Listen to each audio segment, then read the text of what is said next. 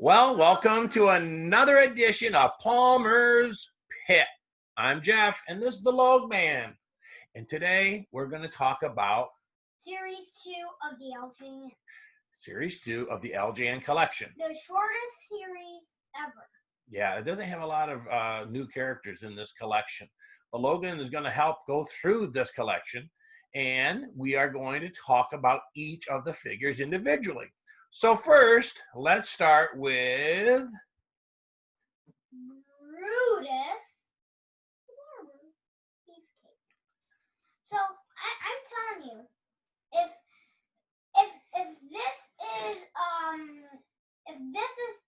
that's torn off in bad condition, you can only do it in one color. Yeah, the wrestling pants are very difficult to paint exactly as the original. It has pattern in it. And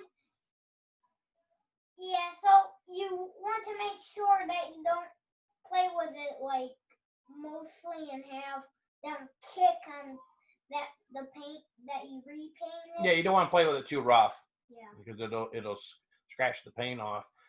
And really, was he really Brutus the Barber Beefcake when the series went out? No. Mm-mm. Because this is when he was wrestling in '85 and '86, and Brutus the Barber he'll come until 1987. Yeah. Whoa, that's his tag team partner. It is. It was his tag team partner. What were they called as a team? The Dream Team. We remember that in the last video I said Yanni Valiant of the stuff that they were so good as a manager. Yeah, Johnny V was their manager. And they were the Dream Team. They were one of the top tag teams in the 1980s. You were like, this is not going to be it. Yeah, when I first saw that tag team, I wasn't going to be impressed. But they ended up winning me over, and I did think that they were an effective tag team. But individually, Greg the Hammer Valentine was a great wrestler, great hand in the ring. He was the Intercontinental Champion, had feuds with Tito Santana and Rugged Rodney Garvin, and had another tag team with who later on in the Rhythm and Blues. Oh, we're going to talk about a lot of those that we talked about in this video in the series that they were in. Yeah. All right, let's take a look at. Oh. Remember? Who's that, Logan? Paul Orndorff. Right. And he had a feud with Adrian Adonis. And remember, he said, Paul, I want to wrestle you tonight. And that was just like, Yeah, when that Saturday main event, he did that. Adrian Adonis talked about Paul Orndorff. But his biggest feud by far was when he turned bad on Hawk Hogan. We already talked about. Yeah, but not on this video we haven't, and that was really a very big feud with Paul, Mr. Wonderful Orndorff, and Hogan. He took his Hulk Hogan's theme music of Real American, and really what made that feud even hotter was having who as Mr. Wonderful's manager. Oh, who was it? Bobby the Brain Heenan. Yeah, that's right. Okay, next. You, mine. The Green Tongue, George the Animal Steel. Can you see him? Put him up close. Yeah. He was really an animal. And the thing is he played that part very well, but he was actually a very intelligent man. He was a football coach for a high school, and he was a teacher and everything else. And he kind of did this as a side job, and then it ended up being a career for him. He was a bad guy in the 70s. Having feuds with Bruno Sammartino.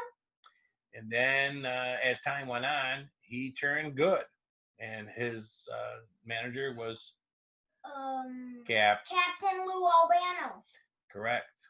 And he helped who win the Intercontinental Championship at WrestleMania 3 from Randy Savage. Oh, Ricky the Dragon Steamboat. He did.